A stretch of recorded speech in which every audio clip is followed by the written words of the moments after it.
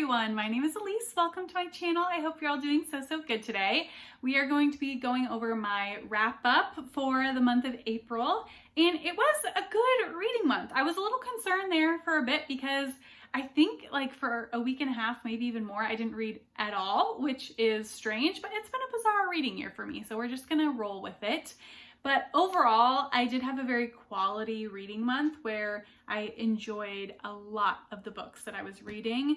Many 5 stars this month. I think I had 3 5-star books this month, which is a lot in quick succession. So I'm happy with that. So we're going to be going over 7 books that I read in the month from the order that I read them. Please let me know if you've read any of these and what you thought of them, and we can chat about it below in the comments. So without further ado, let's go ahead and get into it. The first book that I read was a little nonfiction beauty, and that is Body Work. This is by Melissa Febos, and it says The Radical Power of Personal Narrative. It's published by Catapult. I've talked about this a number of times because it's been on a lot of TBRs, I think. And I did actually get this one personally signed by the author, which I love. And it was fantastic. I really enjoyed this.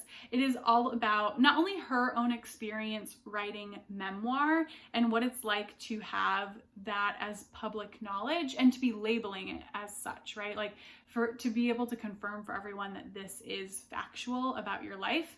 But she also talks a lot about craft in this book. She's a professor of creative writing, and she talks about some of the things that she works on with her students, some of the craft things that she has learned and have become helpful to her in her practice as a writer. And all of that was really fascinating. She's just such a wonderful human being. And I have said it before, and I'm going to say it again. I think it is going to be my year of Melissa Febos. I have Girlhood, which is a collection of essays by her that I want to get to. And I also really want to read her memoir, Whiplash. And yeah, she's fantastic. I would highly recommend this book if you're interested in the craft of writing, or if you're just interested in what it's like for someone to put a memoir out in the world. This is fantastic, and she does a really good job of providing a lot of nuance and knowing that her perspective isn't going to be the only perspective. So that is Body Work by Melissa Febos. Next we have, I think, a library book. Let me confirm on the laptop. Yes, so next we read Fruit of the Dead by Rachel Lyon. This one, let's see who the publisher is. It's a new release, and the cover is absolutely amazing. Not gonna lie, the cover is part of why I wanted to read it. Oh, this is published by Scribner. The other reason I was interested in this is it is a retelling of Persephone and Demeter. So not Hades and Persephone, which gets a lot of retellings, particularly in the romance genre, but this is about Persephone and Demeter. Demeter is Persephone's mother. So this book was wild, first of all, but partially unsuccessful for me. And the longer I've gotten away from this, the more I'm like, I don't know about a few things. The retelling follows our like Persephone figure. I don't even remember what her name is in the book, but she is a camp counselor for a summer. She's kind of just graduated from high school, doesn't really know what she wants to do with her life, and feels very like lost, aimless, that type of thing. The other perspective that we get is the Demeter character. Again, I don't remember her mom's name. She is a CEO and face of this seed company where they're trying to grow this new, I think they call it like magic rice or miracle rice, that is supposed to be really disease resistant, and they're hoping will like help cure hunger essentially. So those are the 2 POVs that we get, and we switch back and forth. The Hades character who is in this has a son who is at the camp that Persephone, I'm just going to call them by the retelling names since I can't remember what their actual names are, but Persephone is at the camp. He sees her relationship with his son, which is really good, and her son doesn't really get along with anyone. So he offers her a job basically as a live-in nanny on his private island that he owns. Hades in this book works in big pharma. He owns a pharmaceutical company that is coming out with a new opioid, basically, that's supposed to be like a wonder drug as well. So you get a good parallel between him and Demeter because they're both CEOs of companies that are both purporting to be life-saving in a number of ways, but also both problematic. And I do think that's one of the most interesting parts of this book. Its take on capitalism and large corporations, and how even corporations with the best intent contribute to the problem when they're putting profit over everything else, which large companies sort of have to do. That's the model for them. So they are inherently a part of the system that is flawed.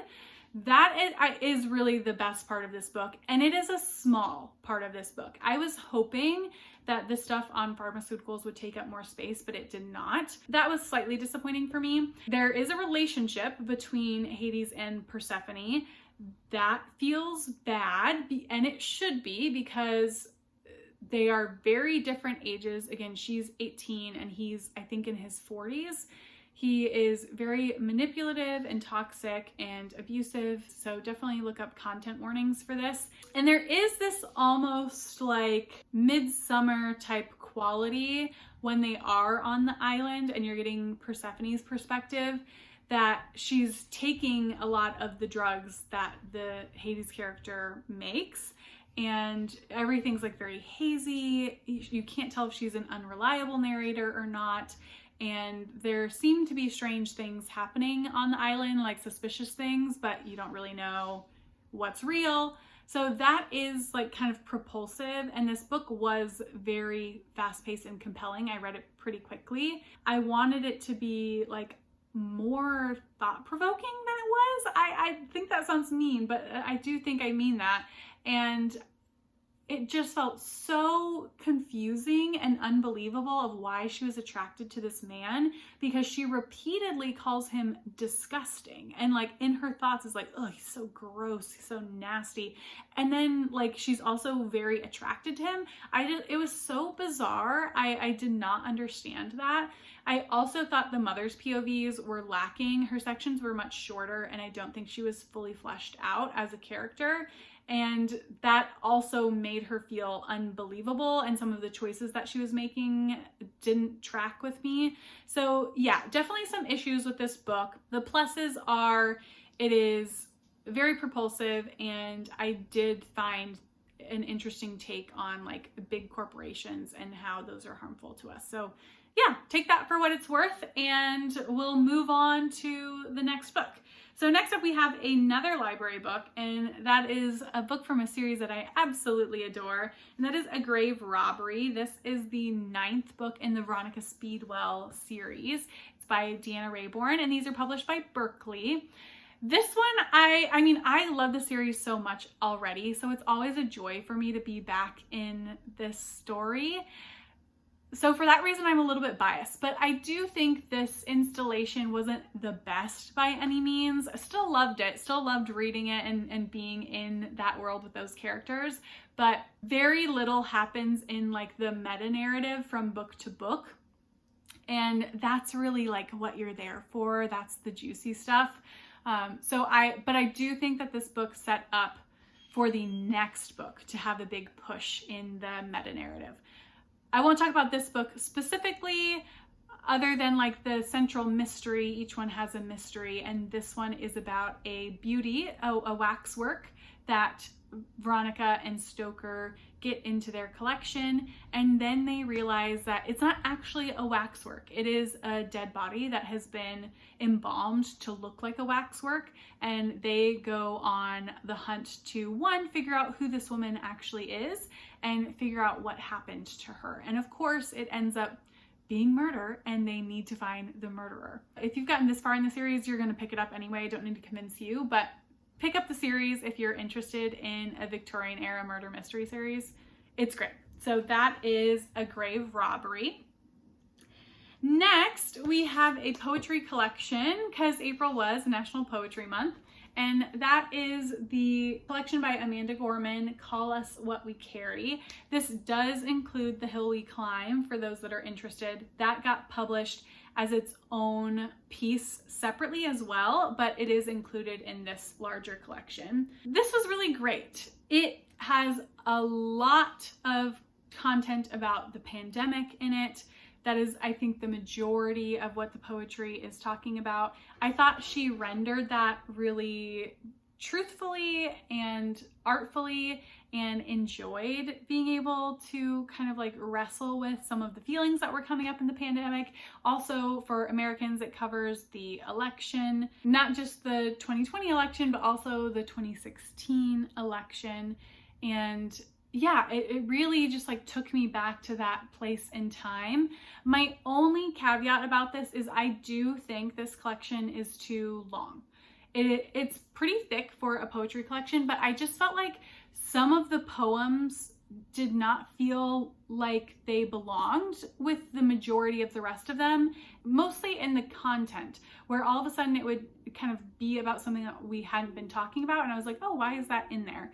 Again, I don't know why they made the choices they did. There's probably a good reason for that, but just to me, I would hit some poems that seemed out of place, and it kind of took me out of it a bit. But overall, really enjoyed this. Loved the vast majority of the poems, and yeah, would highly encourage you to read it. There's a lot of poems in here, so you really get a bang for your buck. So that is Call Us What We Carry by Amanda Gorman, and this is published by Viking, I should say. All right, next up, let's see, what do we have? Oh, next up, we have one of my 5-star predictions, and that is Butter Honey Pig Bread by Francesca Ekwuyasi.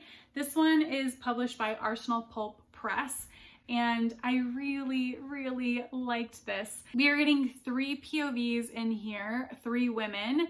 One mother, Kamburunachi, and her 2 daughters who are twins, which are, what are their names again? Oh yeah, Kinde and Taye. This also goes out of chronological order, so you're going back and forth a lot. I didn't find it confusing, and I thought all of the voices were pretty distinct, so I could tell whose section I was in.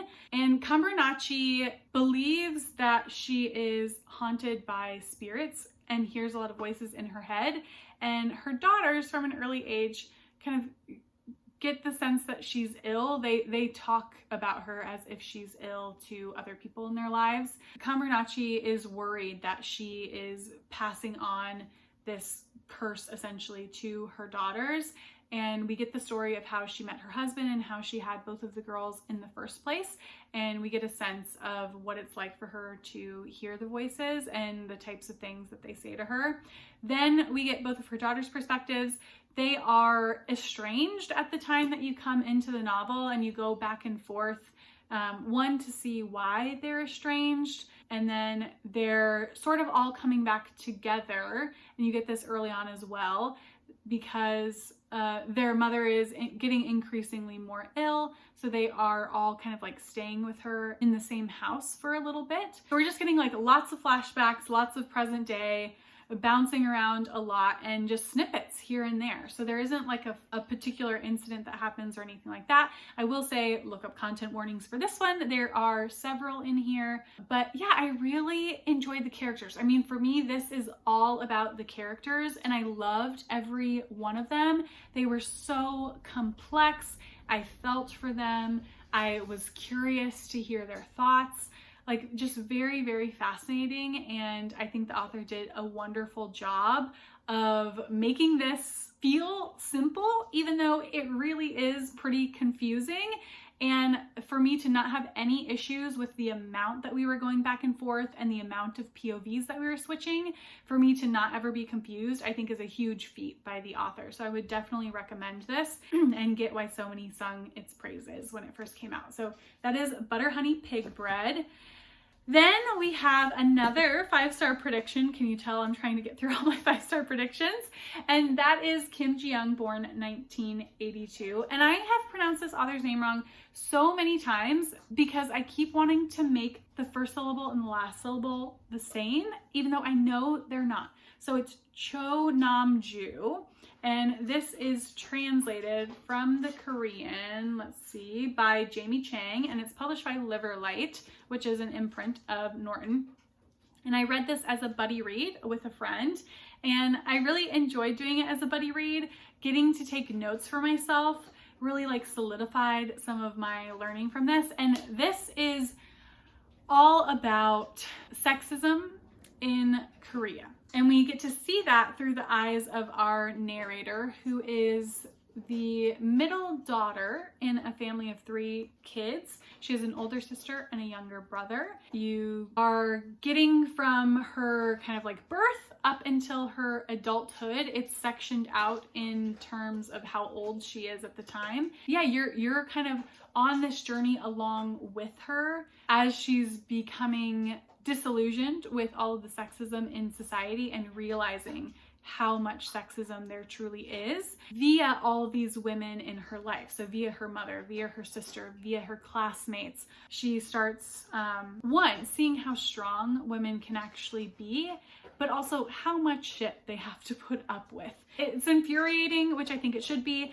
It's very like upfront in your face. I could see people saying that this is really heavy-handed, but to me, I just think that's exactly what this book is wanting to be accessible, I think. And it's doing exactly what it set out to do, to be very accessible, straightforward, in your face messaging that this culture is sexist and that is a problem and we need to do something about it. Really, really appreciated this read. I thought it was fantastic, and would highly recommend that everybody read this. And then lastly for the month, we have Permafrost by Eva Baltasar, translated from the Spanish by Julia Sanchez. Actually, is this translated from this? This is translated from the Catalan, sorry. And this is published by And Other Stories. I really enjoyed this as well. So again, a quality reading month for me. This is the first in the like loose triptych that Eva Baltasar is doing with And Other Stories.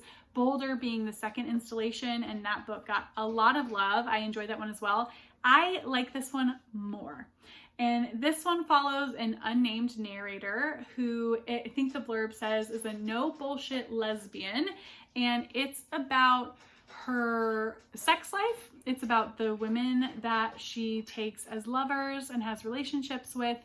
It is a lot about her suicidal ideation and her suicidal intent and attempts and all those types of things. So big content warnings there.